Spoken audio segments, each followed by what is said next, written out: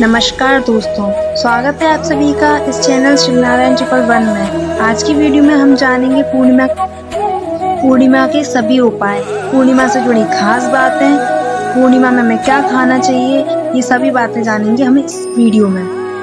महापुराण की कथा कहती है महाराज पूर्णिमा का जो चंद्र है वो विशाल का है और उस चंद्र की पूर्णता में हमारी अभिलाषाएं भी पूर्ण हो। आप आस्था चैनल के माध्यम से जितने लोग कथा सुन रहे हैं, फेसबुक पर जितने कथा सुन रहे हैं, कुबेरेश्वर धाम में जितने कथा सुन रहे हैं, आप में से कितने लोग हैं जो पूर्णिमा का व्रत करते हैं, जो माताएं करती हैं, जरा हाथ दिखाइए। पूर्णिमा का व्रत जो करते हो ना आप लोग, चर्चा किया। अब पूर्णिमा के व्रत में आपने कई बार किताब पढ़ी होगी पूर्णिमा की, या आपने व्रत किया होगा, या पूर्णिमा का व्रत आप धारण करे होगे, तो उसमें में पूजन कौन से भगवान की हो? पूर्णिमा के व्रत में किस भगवान की पूजन होती है? कहा पूर्णिमा के व्रत में केले के कंबल लगाकर पूर्णिमा का जो ध्यान होता है, पूर्णिमा की जो पूजन होती है, उस पूजन में शंकर और पार्वती की पूजन की, शिव और नारायण की पूजन करी जाए, शंकर और पार्वती का स्मरण किया जाए। किस पूजन हो? शिव पार्वती।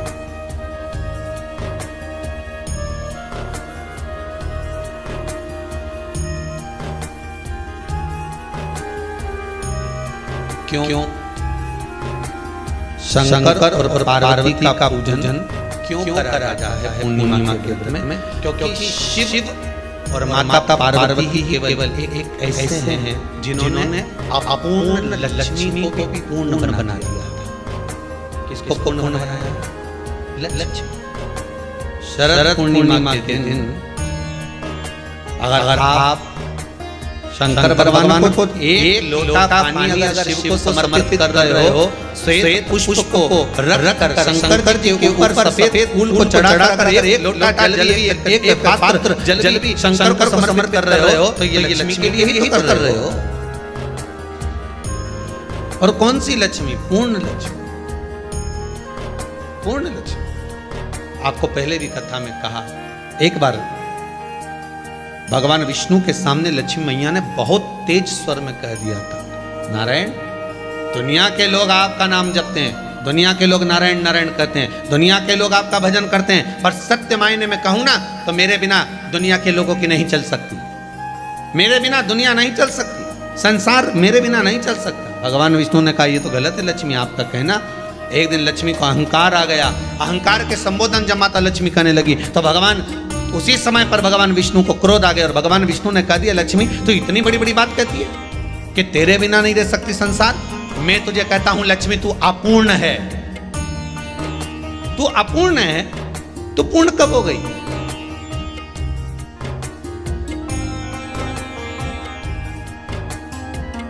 तेरी पूर्णता कहां हो गई?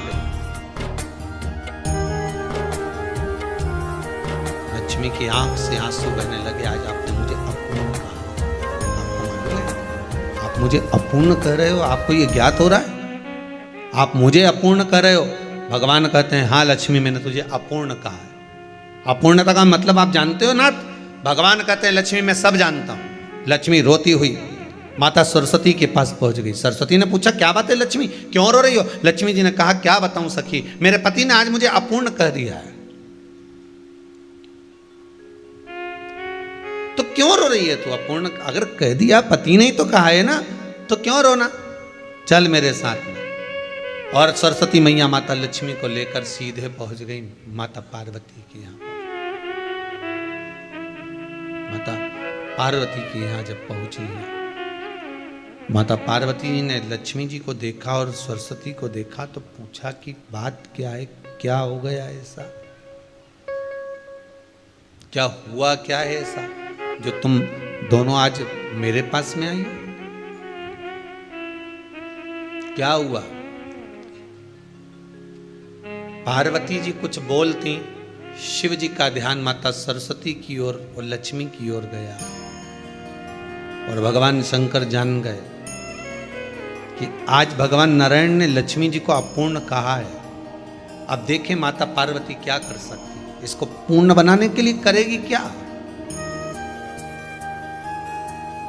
क्या हुआ? माता सरस्वती जी बोली लक्ष्मी को अपूर्ण कर दिया। अपूर्ण कर दिया?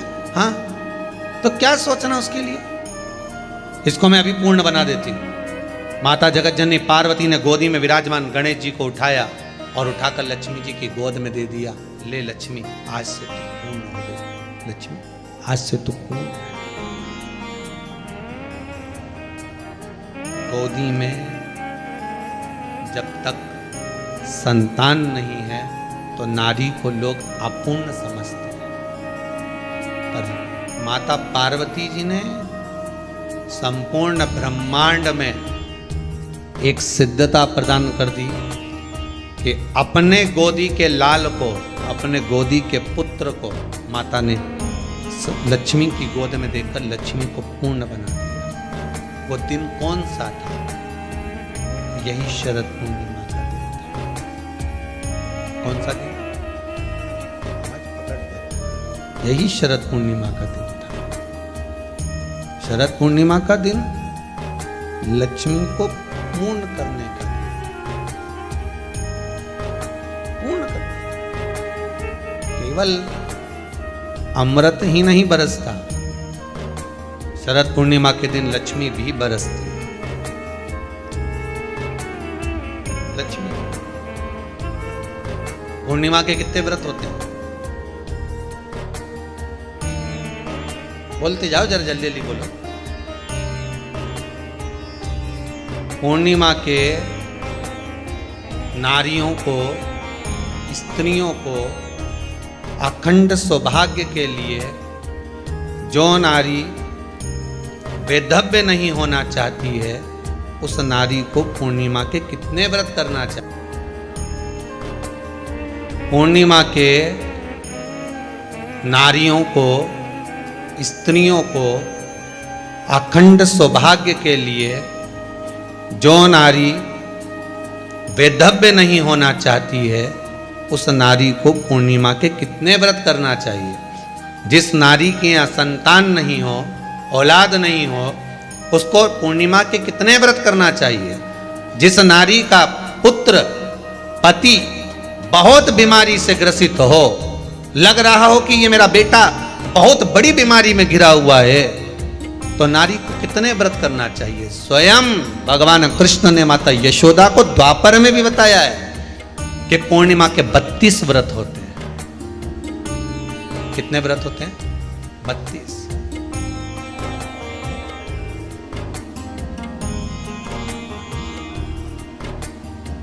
स्वयं भगवान कृष्ण यशोदा रानी को, माता यशोदा जी को भी बता रहे हैं 32 व्रत। अब आपको किसी ने बता दिया होगा कि 8 कर लो, 7 कर लो, 6 कर लो, 12 कर लो, इसलिए आपने बोला कि 12 कर लीजिए, 32 कर लीजिए। पर यहां तो द्वापर की कथा भी कहती है। यशोदा जी ने एक बार भगवान कृष्ण को रोक कर कह दिया, ए कन्हैया रुको। कन्हैया बोले, बोलो माँ, क्या बात है? कन्हैया जरा रुकिए, इधर आओ जरा। भगवान कृष्ण आए। हाँ माँ बोलिए। किस जगह का प्रसंग है ये? जिस समय पर राधा रानी कुरुक्षेत्र में नंद बाबा और यशोदा जी को लेकर कुरुक्षेत्र के कुंड में, ब्रह्म सरोवर में स्नान कराने के लिए लेकर जाती है, ग्रहण का समय पर। और जब भगवान कृष्ण उस कुरुक्षेत्र के उस सरोवर में स्नान करने आते हैं, तब यशोदा जी ने अपने लाला से प्रश्न किया है, पूछा है,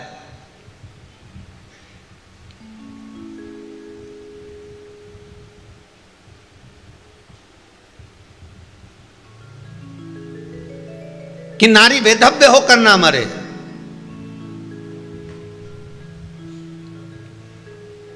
उसका पति कोई रोग से ग्रसित ना हो, उसका पुत्र किसी रोग में ना पड़े।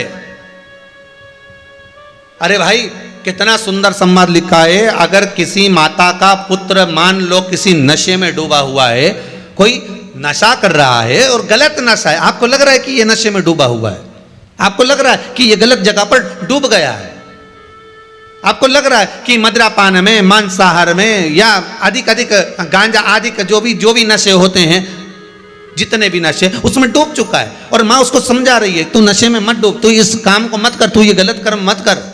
माँ उसको समझा कर हार गई। तो मेरा माताओं से निवेदन है, आप उसको समझाना बंद कर दो, एक काम करना प्रारंभ कर दीजिए। हमें जो शिव महापुराण के माध्यम से शास्त्र कह रहा है कि आप 32 पूर्णिमा के व्रत प्रारंभ कर दो। उसमें करना क्या है आपको? केवल जिस दिन व्रत रहे, रात्रि के समय पर कोई भी मीठा, कुछ भी सामग्री आप चंद्र की रोशनी में, चंद्र को अर्घ देने के बाद, पूजन करने के बाद उसको रखो, और वही सामग्री जो नशा कर रहा है उसको पूर्णिमा के दूसरे दिन उसको खिलाओ। आप धीरे धीरे खिलाना चालू करेंगे, जिस नशे में वो डूबा हुआ है उस नशे से वो छूटना प्रारंभ हो जाएगा। 2 पूर्णिमा व्रत करके तो देखो, तीसरे में तुम्हें जरूरत ही नहीं पड़ेगी। धीरे धीरे आप वो छूटना प्रारंभ हो जाएगा। स्वयं भगवान कह रहे हैं, यशोदा मैया ने कन्हैया को रोक लिया कुरुक्षेत्र के उस मैदान में, और भगवान कृष्ण का दर्शन माता यशोदा जी करी। बहुत दिनों के बाद माँ को, आज माता यशोदा को लाला का दर्शन हुआ, बहुत समय के बाद, जाने के बाद, बहुत समय के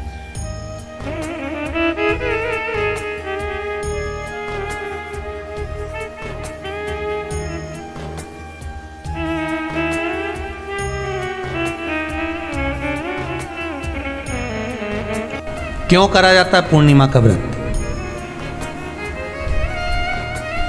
पूर्णिमा का व्रत करने का कारण क्या है बताइए? आप इतने सालों से कर रही हो, कई माताएं कर रही होंगी पूर्णिमा का व्रत। एक समय फलाहार करती हैं, एक समय भोजन करती हैं। भोजन में खीर का होना जरूरी होता है पूर्णिमा के व्रत में। दूध की सामग्री होना जरूरी होती है पूर्णिमा के व्रत में। 12 महीने की पूर्णिमा करो, मना नहीं है। और पूर्णिमा उठाने का भी समय होता है चैत्री।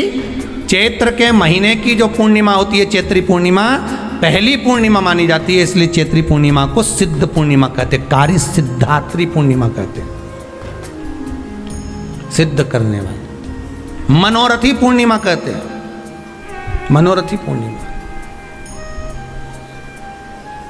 इसलिए पूर्णिमा का व्रत कहां से उठाया जाता है? चैत्र के महीने की पूर्णिमा से पूर्णिमा का व्रत उठाया जाता है। कि मैं महीने की पूर्णिमा करूंगी तो चैत्र पूर्णिमा से उसको उठा लिया जाता है।